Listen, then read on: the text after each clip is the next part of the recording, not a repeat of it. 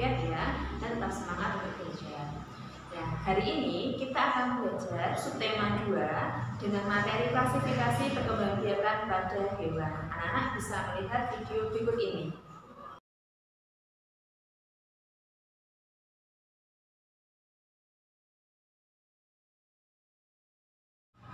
Anak-anak, yang di rumah punya hewan peliharaan siapa? Nah, hewan yang kalian pelihara itu termasuk golongan berkembangbiak dengan cara apa ya? Ada yang tahu? Mari kita coba pahami kemampuan hewan yang kita pelihara itu termasuk cara berkembang biaknya dengan cara apa. Nah, di sini kita akan belajar subtema 2 dan materinya adalah klasifikasi hewan berdasarkan cara berkembangbiakannya. Sekarang anak-anak coba buka buku tema 1 halaman 65. Sudah dilaksanakan? Setelah kalian membuka, mari kita baca bersama-sama materi klasifikasi hewan berdasarkan cara berkembangbiakannya. Sebelumnya, Bu Titi mau tanya, tujuan berkembang biak itu sendiri apa ya anak-anak? Ada yang tahu? Nah, di sini apa sih Bu tujuannya? Nah, tujuannya adalah adanya berkembangbiakan itu sendiri, yakni meneruskan atau melestarikan generasinya agar tidak punah. Itu salah satu tujuan perkembangbiakan pada makhluk hidup. Nah, anak-anak, kalian sebelumnya sudah belajar cara perkembangbiakan pada tumbuhan. Itu juga dibedakan menjadi 2, ada generatif dan vegetatif. Di sini, hewan pun juga dibedakan menjadi 2. Yang pertama dengan cara generatif, yang kedua dengan cara vegetatif. Nah, cara berkembangbiakan dengan cara generatif itu juga digolongkan menjadi 3. Yang pertama adalah dengan cara ovipar. Apa tuh Bu untuk ovipar? Ovipar adalah berkembangbiak dengan cara bertelur. Nah, coba hewan kalian termasuk yang ini apa tidak? Nah, bertelur contohnya yaitu hewannya ada ayam, bebek, ikan, burung, dan katak. Ya, hewan-hewan yang bertelur itu termasuknya adalah ovipar. Ya, dengan ciri-ciri hewannya itu tidak memiliki daun telinga. Ya, yang kedua, tidak menyusui anaknya. Yang ketiga, tidak termasuk golongan mamalia. Yang keempat, tidak memiliki kelenjar susu. Yang kelima, biasanya hewannya itu sejenisnya unggas. Ya, yang terakhir adalah induknya biasanya itu mengerami telurnya. Contohnya ayam ya. Ayam itu kalau mau menetas telurnya itu biasanya diengrami atau dierami oleh induknya terlebih dahulu ya. Baru nanti berselang waktu telurnya akan menetas. Itu ciri-ciri dari hewan ovipar. Ya, berkembang biak dengan cara ovipar.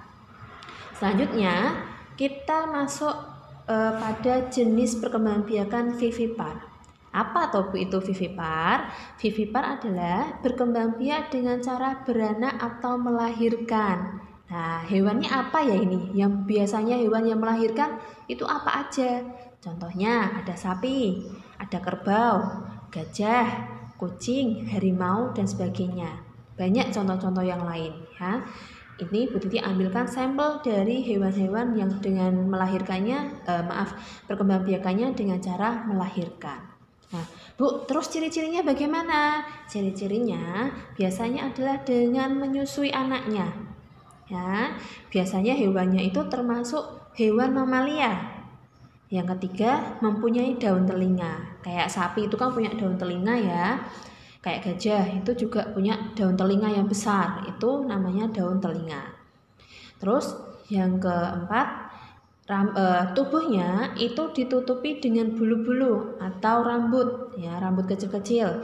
Contohnya kelinci itu, mohon maaf, contohnya ya kelinci sama kucing itu kan juga ditumbuhi dengan bulu-bulu kecil ya anak-anak.